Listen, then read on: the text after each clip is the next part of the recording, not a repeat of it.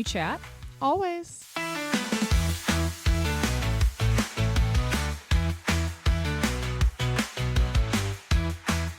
Hello. Hello. How you doing? Excellent. How are you? Oh, wow. Excellent. I'm good. Excellent. I don't know. You're like, well, give me a few minutes. I'm fine. I'm good. Okay, good. But I'm happy you're excellent. I'm excellent, but I'm also lying.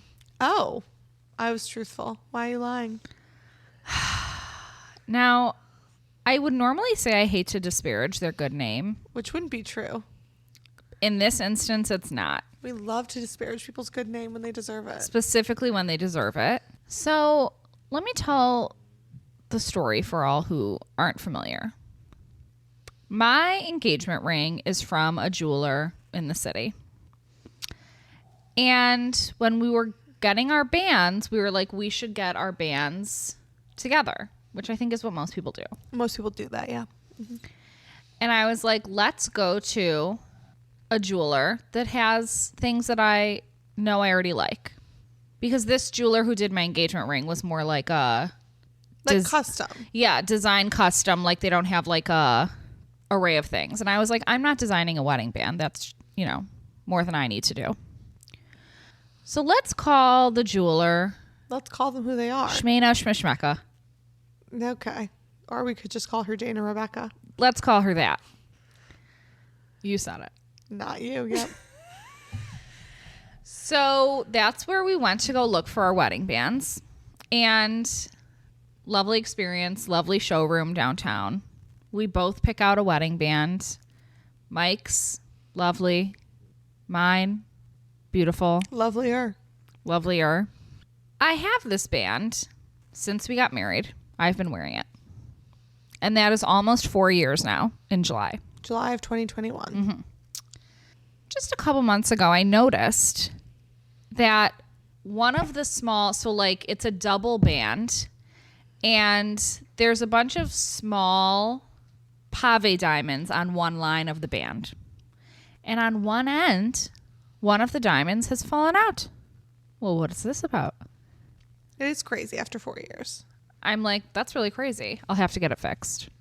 Then, not just a few weeks later, I notice on the complete other side, another small little diamond has fallen out.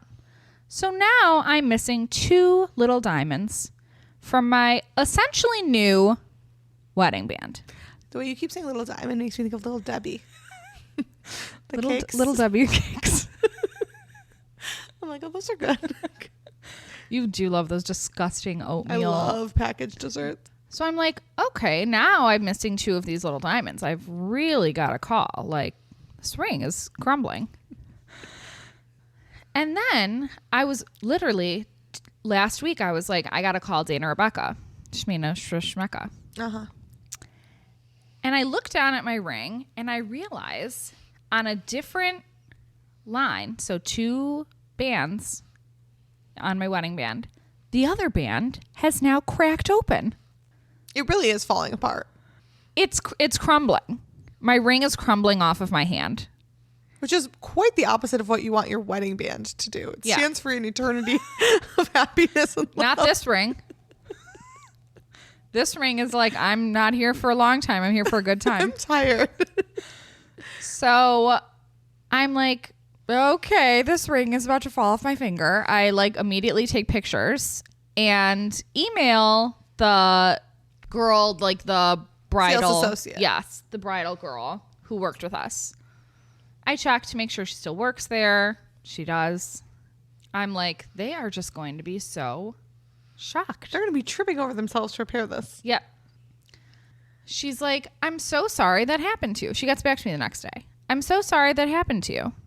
Well, number one, it doesn't feel like this is something that happened to me. Something you did to me. Something that you've done to me. But I'm so sorry that happened to you. Unfortunately, since your ring is outside the 1-year manufacturer's warranty, there will be a cost to repair. Please ship it to our office and I'll send it to the repair team to give you an estimate of how much it'll cost. So I'm like, excuse me? A cost to repair? I bought this 4 years ago. This is a 4-year-old wedding band. Wedding band from their wedding bridal section. Which is what I said. Like there are bands that people buy and use as wedding bands that maybe are not intended for that. Like I feel like a wedding band should be made with the most premier materials and like utmost care, because you know someone's going to wear this every single day. Well, it does actually say on their website. Oh, right. I'm glad I brought that up. Made to last a lifetime, as long as that lifetime does not surpass 4 years. They really should get into like elderly wedding bands for couples getting married in nursing homes. Couples who find love after being widowed. Those bands are meant to last a lifetime. Disclaimer. When you get married at 92, this thing will absolutely last you until about 96. This is your band. Please come to us then. So I'm confused, obviously, by this response, because the ring, as I said, is just crumbling before my very eyes. So she said, these are some quotes from the emails. As you mentioned, you've had the ring for 4 years, and since we have a 1-year warranty in place for manufacturing defects, since this is past the length of time, especially the crack in the band, the damage is clearly not a manufacturing defect or an issue with the construction of the piece. Please ship it back to us and we will assess. I'm like, that's really fucking weird, but okay. I'm giving it to Jonna to bring down to the office because you were going to be in the city. They were not worried at all when I gave them the ring. I give you the band. You bring it in. They're like chipper as ever. They're like, have a great day. Goodbye. So then she emails me and she says, hello. The repair team says that it's going to cost $200 to repair the ring. Please let me know if this cost is approved and we'll get it into repairs. So now, and I understand $200, it's not $1,000. It's the principle. It really is. It's not about the $200. Like if I had a piece of jewelry that I wore all the time but wasn't intended to be worn every day, I've had it 4 years, it's a nice piece of jewelry, it breaks, I would pay $200 to have it repaired. Of course. It's the principle that this is a wedding band, and I even think this story goes differently if this is 10 years. Something about being under 5 years to me is like, am I going to have a repair every 4 years? This bad boy can't make it 4 years? So I say I'm a little disappointed that there would be any cost attributed to this. I have had my engagement ring for 2 years longer than I've had my wedding band, thus been wearing it longer. I wear it the exact same amount of time and on the exact same finger, and that ring has no damage at all. None. So it's not like I ran my hand through a wood chipper. This ring is crumbling and my engagement ring is in pristine condition. Standing tall. So that, I think, alone says that it's a problem with the ring. Don't you think, Dana? Wouldn't you say? They respond and say, it's clear that the damage to your ring, specifically the crack in the band and missing stones, is not the result of a manufacturing defect. It is due to wear over time. We appreciate that this piece was purchased as a wedding band, but even wedding bands, like all fine jewelry, are not impervious to the effects of everyday impact and pressure. Oh, I had said you literally advertise on your website made to last a lifetime, but a lifetime quite short in your is eyes. A little short for 4 years. And she says, that quote reflects our commitment to using high quality materials and skilled craftsmanship, but no piece of fine jewelry is indestructible, especially when worn constantly. Oh, really? Because I still have my great-great-grandmother's engagement ring. No, you really do. That's in pristine condition. Is it missing anything? No. And I say, I'm so sorry, but to say the damage to my ring is due to, quote, wear over time when the time is less than 4 years is honestly insane. 4 years for an item that's sold as a wedding band is really just a drop in the bucket. Like, if I were coming to you in 40 years, maybe I would understand. But wear over time for a wedding band? How long do you think my marriage is going to last? Yeah, maybe they're just like, everyone in this country, 50% get divorced. We just got to get these bands sold. That's what Mike said. He was like, it's obviously a business. They think half their couples are going to get divorced and won't last to see their rings crumble. They're like, you'll be fine. But 4 years, I mean, give people a little more credit. They have given us no credit in America. I said, Dana Rebecca's stance is that's to be expected when you wear something every day while also advertising jewelry made to last a lifetime. I don't understand the two. And she was like, I really understand being totally transparent. We haven't seen damage like this to that exact band before. We've had one person, apparently ever, with this band have an issue with it and send it in. And she says, but they were honest with us and told us that their ring fell off and then they stepped on it. First of all, bitch, I am being honest. Second of all, you would know if I stepped on it. It would be bent. Like, there would be other issues. This one is just cracked in the middle. And you're the one who pointed out, Job, you're the one who pointed out that, like, it's clear that I didn't just bang it into one thing. The issues are all in various parts of the ring. There's 3 issues. It really pisses me off. So this goes back to how customer service dead. So beyond dead. And it's so crazy that, like, we buy these rings. Jewelry really is purchased and meant to be handed down. Like, you get like a wedding band or an engagement ring from a great grandma and it's like a family heirloom. Not anymore, people. They're like, this not is from Dana Rebecca. Generation. There's no family heirlooms. Not made to last beyond your lifetime or anyone else's. They're like, it's meant to last a lifetime. And that's the lifetime of a goldfish. This is actually a beta fish, but yeah, we get it. Meant to last a parentheses goldfish lifetime. I honestly think jewelry customer service has gone down the most. I forgot about this. After Tyler and I went to look for our bands got shipped to us. I was so excited to get them. I opened them. Tyler's so excited. He's like, I'm going to like start wearing it around the house to like try it out. I'm like, you go. And I start to notice that it doesn't really look like the band that he picked. It's much thinner. His band is already sort of thin. His band is like now it's a standard size. But the one he received in the mail was just thin, like too thin. And he said to me, like thread? No, like, I wish I knew like the millimeters, but it was like, not a lot of millimeters. I feel like his is now like 3 millimeters. Let me look. So his band today is 4 millimeters. The band that they shipped to us, I think, was literally 2. Half the size. Like, it looked like a woman's ring. I'm like, you're like, why'd you pick such a girly ring? I'm like, I don't think this is right, but like, maybe I'm wrong.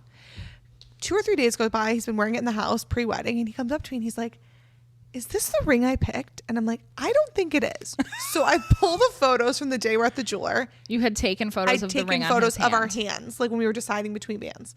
And I was like, no. You two holding hands in the... Yeah, exactly. So stupid. No, it actually was just his hand. Oh, okay. I used it for evidence. I did take a couple of hand-holding ones, but not this one. That's really lame. I'm like, no, this is not it. So I think this is an easy-peasy problem. I email him like, hi, I think there was a mix-up in shipping. This is the ring we received. I'm expecting her to be like, no problem. We'll send you a label and we'll send you the new one. She's like, that is the ring that you picked, like in no uncertain terms. I email her back. These are all of the photos of my then fiance's hand. You can see that he never wore this size ring. You make it sound like it's a different person. I just mean, like, I said my fiance's hand. He never tried this ring on. We wouldn't have randomly picked it. She's like, okay, no problem. I can't accept a return on this, but I have to charge you like an extra $800 for the size that you want. No. I go, excuse me? Does your receipt say 4 millimeter band? The receipt said 4 millimeter band. The one that you were... The one that we had, but the shipping label, it didn't have a price. It just had like it wasn't really a receipt. It was like a confirmation of order. But I mean, like, you thought you paid for a 4mm band. And she had only given us the prices for the 4. Like, we never discussed this mini band. No one's talking about this other band. So she's like, unfortunately, that band, it's no problem. I got approval. We can swap it out, but it's an $800 additional charge for you got approval because you did your job wrong? I was like, we're not paying $800 more. We want the band we saw at the store for the price you told us it was. I never told you it was that price. Ma'am, I have a receipt and a credit card charge that says this band for this price. We fight for weeks. I end up just returning his band. I'm like, we're done. End up going to a different jeweler, buy the right band for like $400 less than she had quoted us. Shmana Shmashmaka? It wasn't Shmana. Oh yeah, his new one is. His new one is Shmana Shmashmaka. But we don't stand that woman. No. But just, you should have fixed it. Now you lost the whole sale. Like, that's what I'm saying. They're going to lose loyal customers over $200. I'm surprised that they wouldn't just send you the right one when you had a receipt to prove what you bought. She basically was saying, like, there was an error in the system. Like, she thought she was talking about the 2mm, and we were talking about the 2mm. No, we're all talking about the 4. We never saw that one, ma'am. I have no photo of it. I took a photo of every ring he tried on. We have a 4mm. It was the craziest experience of my life. I felt like I was losing my marbles. And I said back then, was like, customer service is dead. It really is. So, but since then, we have sent a number of people to Dana Shmana to get bands. And now I don't know what to do about it because the work is not quality, obviously. Do you feel guilty that you referred people there? What if their bands start crumbling? I can't take that on. That's fair. It's not your problem. I mean, Mike's wedding band seems fine. It is sort of scratched. Oh my God, really? You're witnessing Jana live thinking, how will this affect me? No. Oh my God, really? No, I'm like, both of your bands need to be replaced. No, it doesn't need to be replaced. It's just a little scuffed up. And it's like, okay, we haven't been through a war. It's been 4 years. We live in the same house. Nothing has changed. Yeah. It's just like, things are not made the way they used to be. My mom has my grandpa's wedding ring. My grandparents got married in 1963. Pristine. No, I know. Has 3 little diamonds. I wear my grandmother's wedding band on a different finger every day. And that has no damage nor scuffs, is not missing anything. And someone died while wearing it. Someone being my beloved grandmother. Yeah. It's crazy. This thing has been through true trauma and it stands intact. We live in a world made of like Post-its. Like, I feel like if you huff and you puff too hard, everything's going to just fall over. I'm just like, but jewelry specifically, like, I know so many people talk about, like, especially appliances. They are made for shit. Yes. The, like, downfall of the modern appliance is a whole nother topic. Mm-hmm. But jewelry is meant to be, like, worn regularly and then passed down. Like, unless you're one of those people who wants to be buried with your jewelry. Which I think is so weird. Yeah, that is really weird. Otherwise, these are pieces that you think about giving to someone in the future and them giving to someone else. And not even that, because, like, I want my jewelry right now. I'm not thinking about where it goes when I die. I'm so attached to my engagement ring and my wedding band. It's a sentimental piece. I think when you are making sentimental pieces, you have a responsibility to make them last and to stand by those products. I don't want a different wedding band. Like, I don't even want you to replace it. Just fix it. But to even say, like, that's everyday wear and tear. That's showbiz, baby. Yeah. Like, your company should protect against everyday wear and tear. I understand, like, catastrophic insurance. Of course. Not going to happen. Your ring falls down the drain. It's gone. Your ring falls off and then your car drives over it. that's on you. You run out of your house and your ring is in the bathroom and your house burns down and the ring is a melted, smoldering piece of metal. Sorry. But if the ring is just crumbling, that It's seems crazy. like something, like when you realize that as a jewelry company, are you not like, that really shouldn't happen? And there was no ownership of that at all. I'm sorry. Eventually, she offered me 30% off a different piece from their bridal collection. She was like, you're welcome to pick out a different band. I was like, what sort of sociopath is just like, goodbye to my old band? That meant nothing to me. I'm just going to pick out this shiny new piece. I'm also kind of freaked out by people who upgrade their rings. Like, I want my same band and I want you to reinforce it so that it doesn't continue to crumble. Like, this is my ring. Get me a different, that same style and band, but a new one. And don't tell me it's new. Never tell me. And just send it back and say it's been fixed because would that know. one was broken. I would know from the energy. I don't know. I want this band, but fixed. Yeah. So it doesn't happen again. That's what I said. I just want this band. I'm sorry. Or you can replace it with the exact same band. They weren't doing any of that. Isn't that just insane? I'm still not over it. It's crazy. I'm sorry it happened to you. So my options were, she was like, we're happy to ship it back to you for no charge. Oh, My broken band. the customer service for no charge. Can you imagine if she was like, and that will be $17.41? I'd be like, you're insane. Yeah, eat my ass and suck a dick. I'm really sorry that happened. You'd be so upset if this was you. Distraught. I've thought about it every day since I brought your ring there. And I sleep in my rings. Like, you take your rings off. I don't take my rings off really ever. I do. I take my rings off at night, and that's really the only time. I take them off at night, and then when I get in the shower in the morning, I don't wear them because I like hop right in the shower from waking up.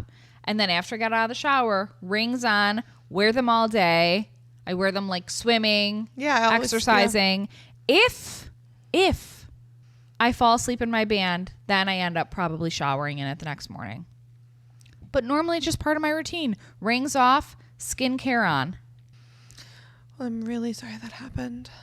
And that was part of her recommendation. In the future, we recommend not sleeping, swimming, showering, living in your ring.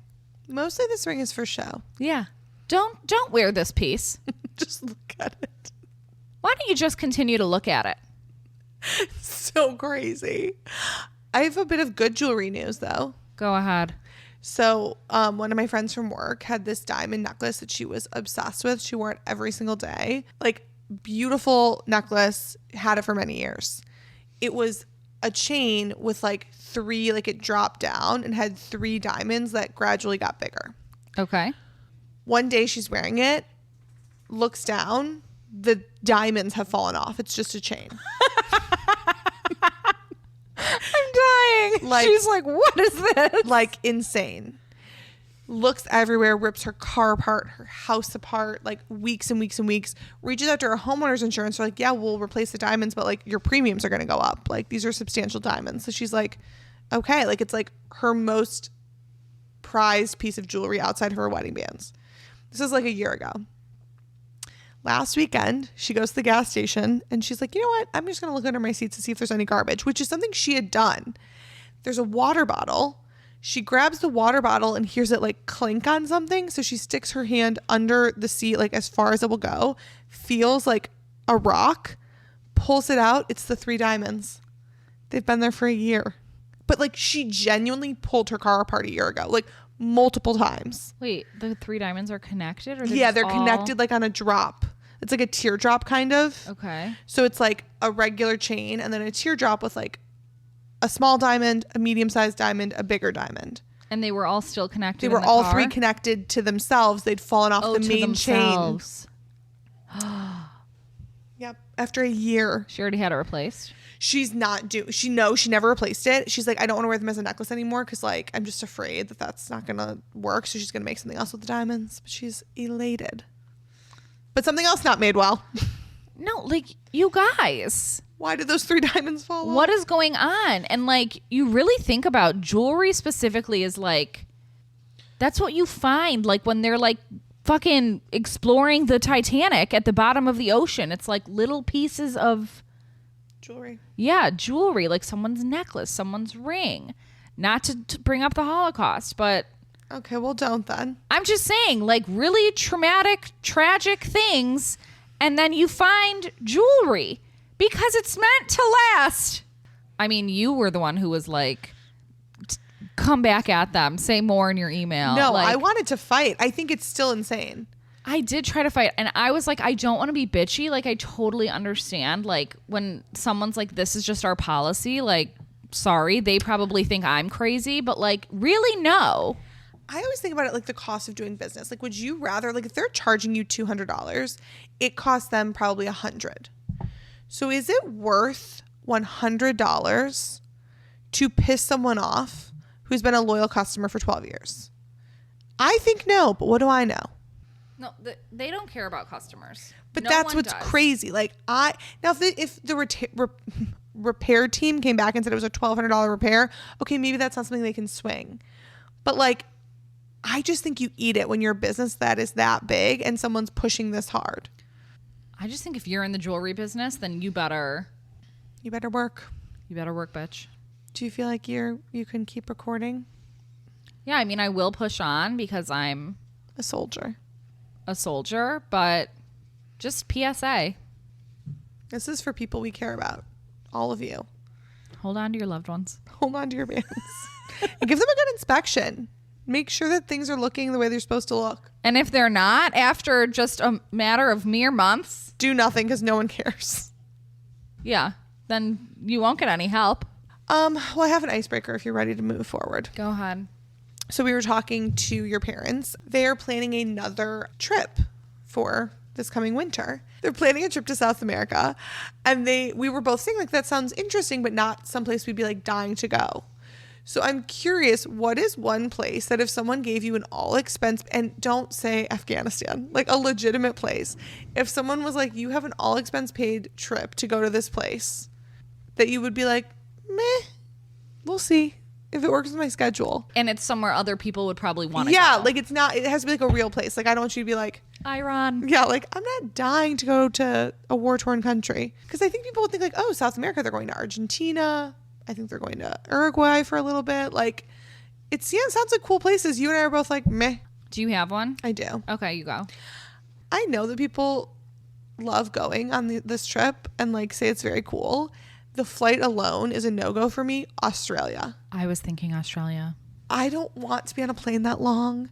The time is so different. It's just like America, but far away. The food does not, like, I watched Passport, what was that, Mary-Kate and Ashley? They ended up in Australia. They were eating Vegemite all the time. Oh, I know. And the thing is on the cover of the VHS. They were in witness protection. It didn't paint a great picture for Australia, and I'm not dying to go. Our lips are sealed. Our lips are sealed. I think it sounds like a great opportunity, but if someone was like, you guys can go to Australia next week, I'd be like, meh. That movie only got 53% on Rotten, which like feels like a gross interpretation. I was actually thinking Australia because the flight is so far and it's like, it looks like here. yeah, like what are we going here for? I know.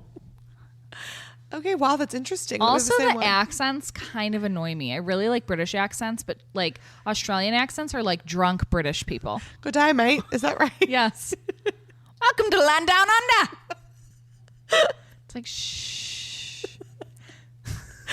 I'm sure they're lovely people. Yeah, same. New Zealand, no interest. No. I know. I'm like, nah. Kiwis. Yeah. No. I agree. Isn't that actually true, though, that Australian people are like the crazier version of English people because they were all...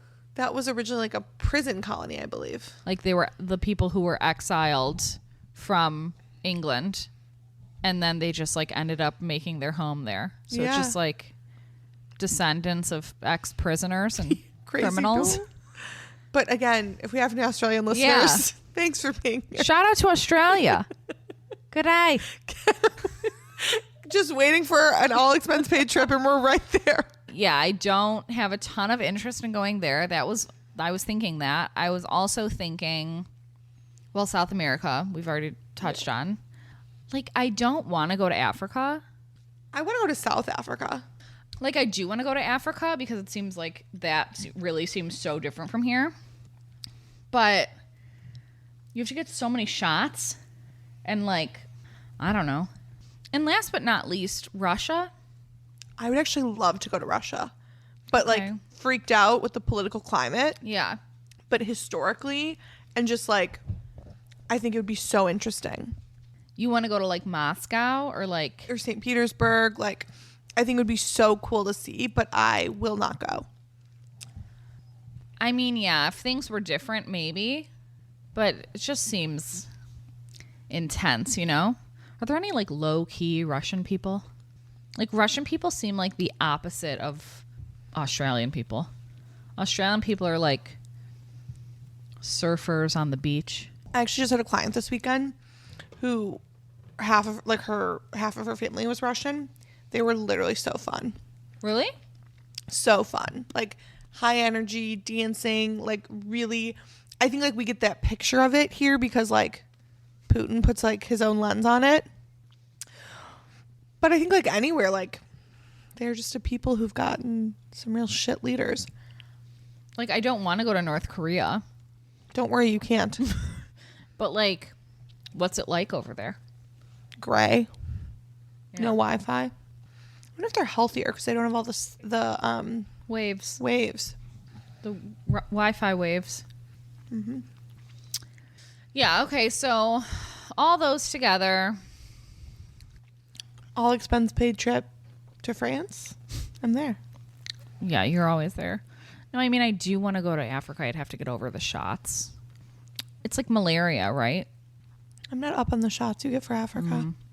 I'm going to go with Russia. But Australia, close second. I'm firm at Australia, but these are all good answers. In some crazy legal news, the Justin Baldoni lawsuit was thrown out. I saw that. Now, it's kind of hard to understand what that really means, but I'm going to try and break it down. We're kind of talking about it yesterday, actually. I thought that I was under the impression that he started it. And you were like, no, she started it, right? Yes. But really, I feel like he started it because he had planted a bunch of fake stories in the press, which came out to be true. I think it's a classic chicken or the egg thing. I think she started it on set. And then with the way the premiere unfolded, I think he tried to get ahead of it with the wrong approach. And then she filed the lawsuit. Okay. So it started with them going after each other in like petty small ways. She filed the lawsuit to kick things off. Like in the court, yeah. Yes, legally. But before that, there were like things on both sides. Yeah, who knows what started what. He was trying to destroy her reputation. She was not happy with the way the movie was being filmed, et cetera, et cetera. And her treatment on set was a big thing. Then, something important to say that we didn't talk about. All the cast members from Sisterhood of the Traveling Pants came out in support of her. Yeah, I mean, I think they're both fucking weird, but they each have friends. Like, even a weirdo has Even weird friends. people have friends. And Colleen Hoover, the author of the book, showed support for Lively. But she's kind of become an unhinged weirdo. Like, I don't know if we can trust her. Oh, now... No, she was, like, going on, like, Instagram Lives talking about how she was broke and something happened with her. And then Justin Baldoni did that, like, mansplaining podcast. Correct. Yeah. That has now crumbled. Been dissolved, yeah. And his co-host for that has been, like, radio silent on him. Not a good sign. Weird. He sued the New York Times. Baldoni sued the New York Times for libel. Then he filed a $400 million lawsuit against Lively, claiming that her and her partners had disseminated grossly edited, unsubstantiated, new and doctored information to the media and attempted to bulldoze reputations and livelihoods for heinously selfish reasons was part of his lawsuit. Then all those outtakes and voicemails were Yeah, and released. voice notes. He released 3 outtakes of a romantic scene that was like, he felt proved one thing, she felt proved the other. Like, they released this, it was like the blue dress being white and gold or black and blue. Like, it was like, they were like, look at this, don't you see it? And people on one side were like, oh my gosh, and people on the other side were like, yes. So that was added to the storyline. Then he published a website with his own timeline of events. Which I actually did read, so that was And? useful. They're both nuts. I really do think they're both fucking nuts. Then the first court hearing was in February, 1.5 hour long hearing that got heated for lawyers on both sides. Taylor Swift was then summoned to court.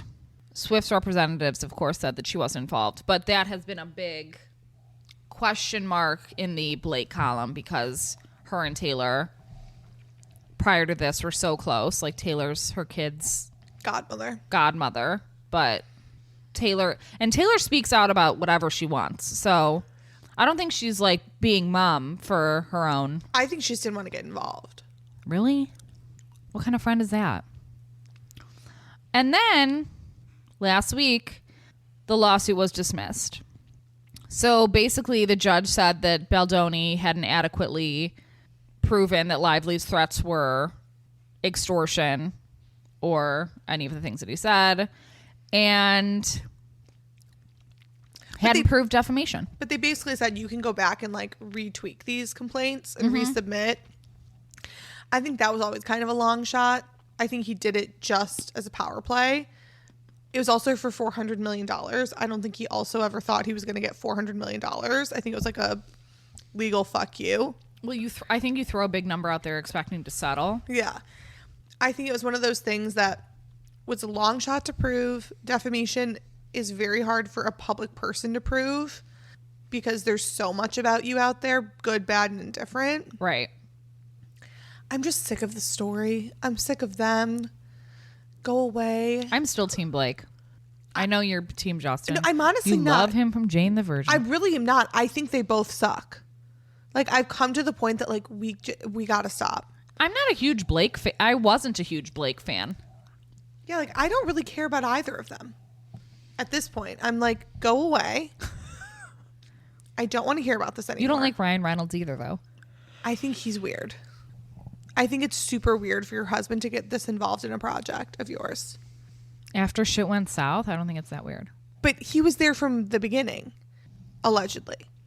Like, she kept wanting Ryan. Like, Ryan did rewrites. Ryan, like, so many of the texts, it's like, I don't care. All is to say, it was thrown out, and it seems like it's just going to go away, and, like, everyone's going to no, because there's still shrink back into the shadows. She has lawsuits against him that aren't thrown out. Oh. Yeah, the legal battle will continue. It's just his case got thrown out. And the original one that she started is still ongoing. Yep. Unfortunately, it's not going away anytime soon. It's like, I almost wish the media would stop covering it because it's really no new news. Well, that was new news. No, the new news is that it got thrown out, but like every week it's like, Blake is on the red carpet at the Chanel event. It's like, I don't care. Yeah. I didn't care where Blake was going before. I think she is a little egotistical and weird. And I think he is like a fake feminist. Well, that's definitely true. Is he still like posting on Instagram like life as normal? Last post was Mother's Day. So pretty normal. Something for pro women. Something for his mom and his wife. Who've stood by him? Didn't even really talk about him. He just said, my mom gave us faith. My wife is the definition of it. Our children are growing up in the fortress of that love. Happy Mother's Day to all. Catherine Foster commented on it. Ooh. With a bunch of hearts. Catherine McPhee. Correct. Formerly Catherine McPhee. Did anyone else like it? Let me tell you. No one that really matters. Oh, interesting. A couple of hairstylists I know. Well, we'll keep you guys updated. If anyone's interested. So that's the hot goss there. Thanks for telling us. Goodbye, Justin and Blake. Something that I want to talk about that's not hot goss, it's just fucking depressing, is the ICE raids happening all over the country.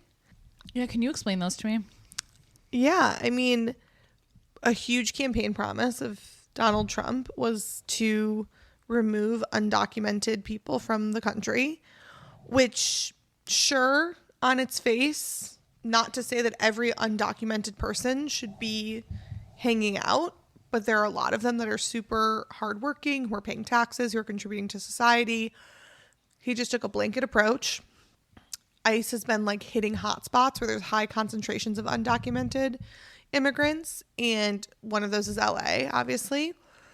And so it's turned into like a very contentious environment. They're taking tips from the public. ICE is working like 7 days a week. They're staggering them so they can be vigilant and taking people into custody every single day. People who are showing up to their status hearings, their normal check-ins, are being detained. Children are being detained. Families are being ripped apart. It's just such a like aggressive, violent approach. And then the real cherry on top is, without the request from the state of California, he just deployed the National Guard, which is like a reach of the federal government. Like typically that has to come from a request if there's some sort of national emergency that requires the National Guard. Donald Trump just sent them in, ill-equipped. There's been photos released where these National Guard soldiers don't have food, water, places to sleep.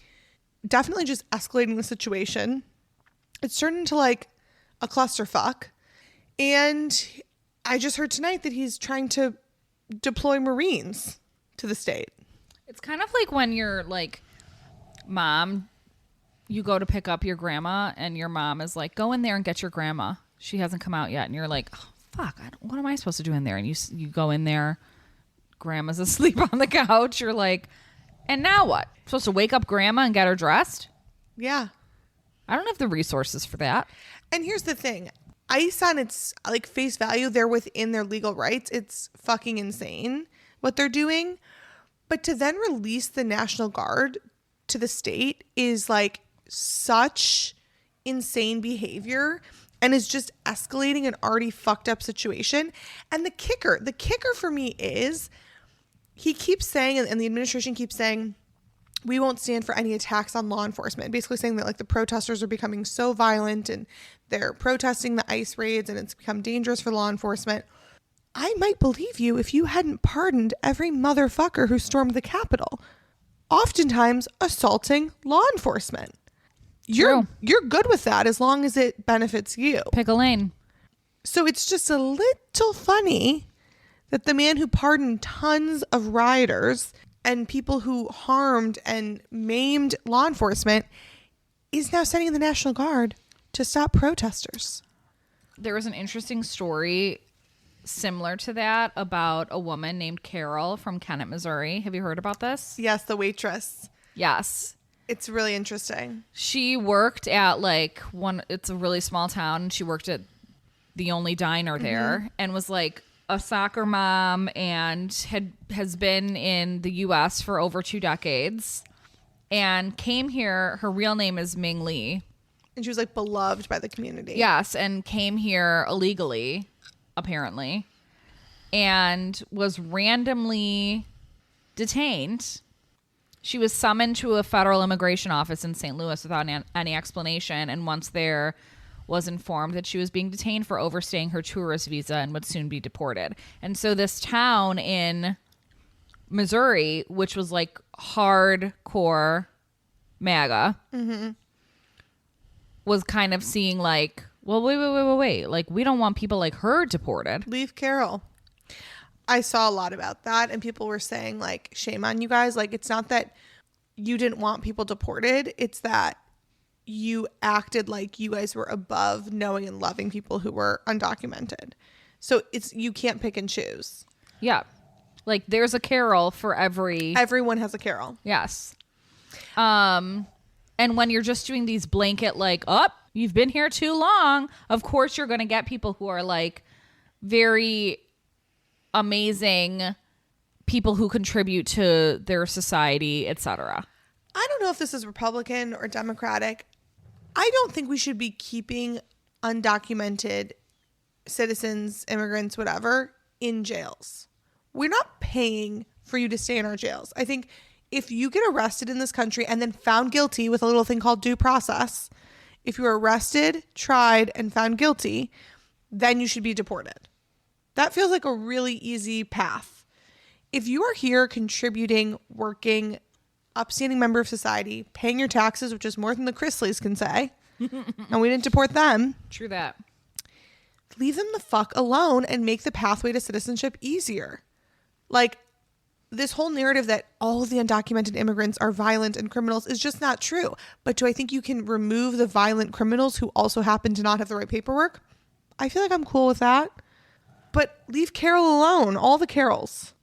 Even Kim Kardashian has weighed in. Which is so interesting because she's so close with Ivanka Trump. And was very, like, pro-Trump because he was supportive of her prison reform. Yeah, she like posted on Instagram and was like saying that she said that she's okay with immigration and customs enforcement agents removing violent criminals, but not hardworking people ripped from their families. She said growing up in LA, she's seen how immigrants are deeply woven into the fabric of the city and greatly contribute to their thriving communities. Probably the majority of people in Glendale who are Armenian. Yeah. This is the land of our people. This is Glendale. But she's like, wait a second. There's a lot of nice, hardworking people who are also immigrants. I just love. We are a country of immigrants. Yeah. Did anyone forget? I think we've lost the plot here. Lost the plot here.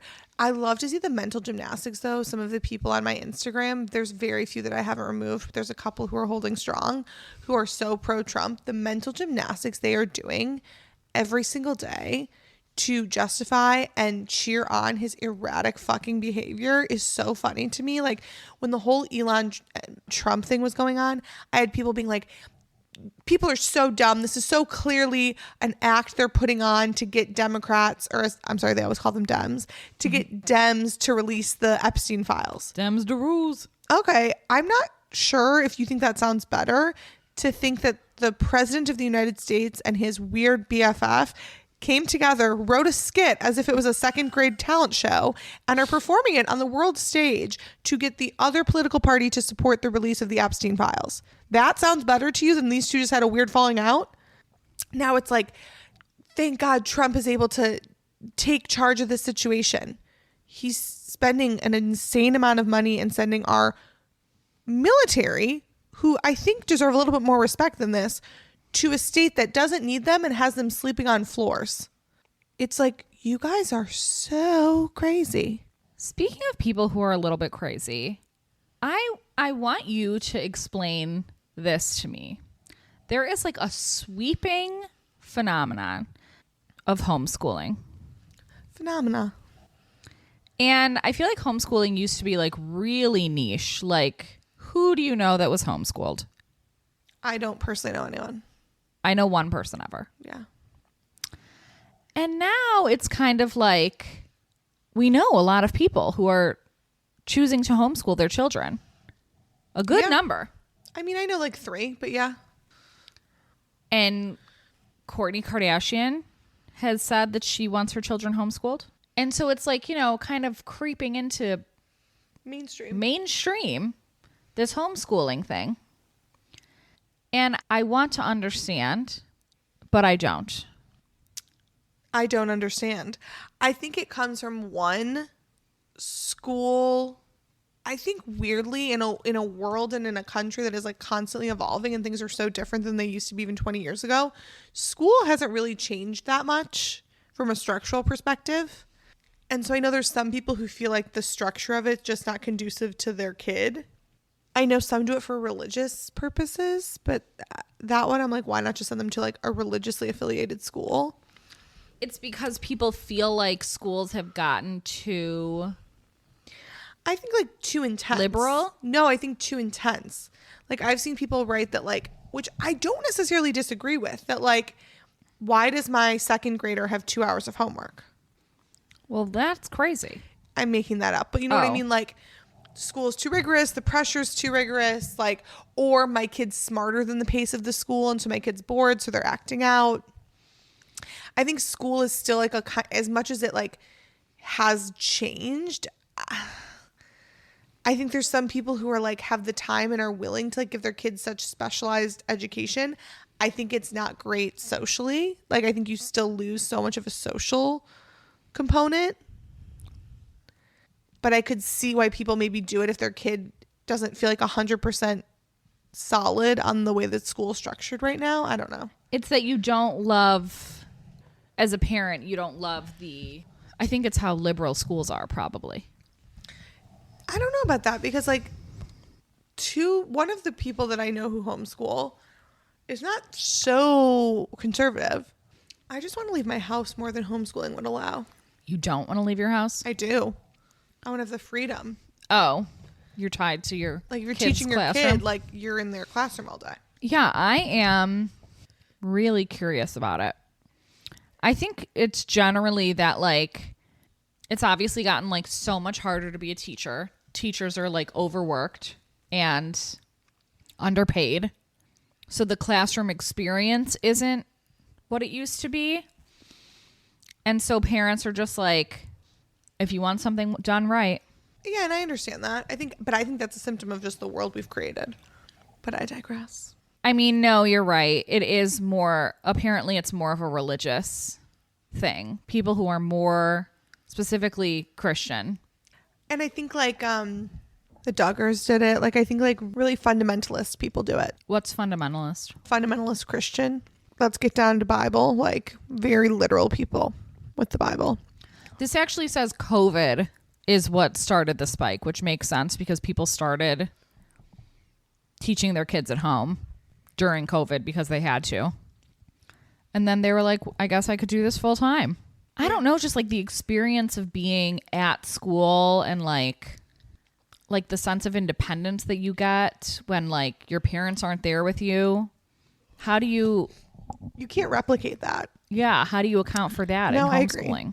I can't think of a benefit of homeschooling that outweighs the benefit of being in a traditional school, but I also understand not like the extreme religion perspective, but I do think schools have, like, by no fault of teachers or administration, just like the world we live in, all the technology, the pressure, like, even your parents were saying the other day that, like, kindergarten, and I think some of that is good, but some of it is just, like, indicative of us, like, trying to do so much. Your parents were like, kindergarten used to just be like, learn your ABCs, hang out all day, go to first grade. And now it's, like, so much more curriculum focused, and, like, some of that's positive, but I think some of that also isn't great for every kid. Teachers are trying to reach specific benchmarks and, like, with testing and everything. So, like, you know, there's so much less freedom in the classroom to be like, oh, you know, let's go outside and trace leaves. Which I think some of that is so useful. Totally. It's sad to me. And so homeschooling is like, we could trace leaves every day. We could trace leaves Tuesday, Wednesday, and Thursday if you want. Are you interested in homeschooling? Like, literally, no. You could start a classroom. I'm not. I wish that I was that good of a mom. Nothing against homeschooling, but I don't think it's, like, necessarily a good mom or bad mom thing. I think that, like, I do think the socialization is, like, how I feel about college.